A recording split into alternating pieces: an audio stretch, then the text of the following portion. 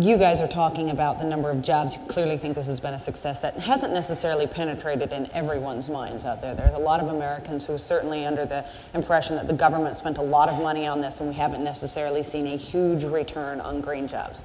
And one of the worries that I hear people talk about is, was it smart politically to lead with green jobs as a motivation for doing some of these projects? To say, look, if we invest in clean technology, the result will be green jobs. Because if they don't show up, do you then undermine your greater goals of what you're trying to do for the environment and everything else? Well, Kim, I would say that actually, by leading with green jobs, people were, what are green jobs? You know, it wasn't a very clear thing. So it might have been better to say, we're going to create jobs. We're going to create jobs in the clean energy sector, in this sector, in that sector. Because I think it did create a little bit of confusion about what does it really mean. Mm-hmm. And then you get lost in a discussion of, well, what is a green job? Is that a good job? Is that a bad job? What kind of a job is that? So, you know, you want to get actually away from, in my view, the green job terminology, and what you want to look at is, what jobs do we want to create in what sector? So, you know, this morning, the two gentlemen who talked about solar and wind.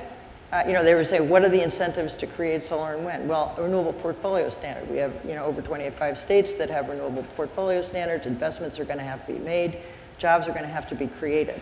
You could talk about the areas, the industry, the areas that you want to make the investment in, public transportation, greening buildings, making things more energy efficient, without defining it as a green job and then creating confusion. So, if I was going to say what was the problem, I'd say it was leading with something that people didn't really understand, rather than being clear about the sectors you were interested in. But it's a tagline. Yeah, it's a tagline. Why people get hung up on these things, I don't know. The green economy is a tagline. You can use it, you can call them clean energy jobs, you know, there are lots of terms.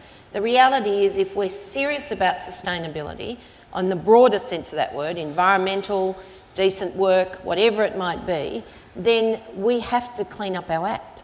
And so the transition to sustainability is something that will generate a lower carbon future. It must generate a lower carbon future.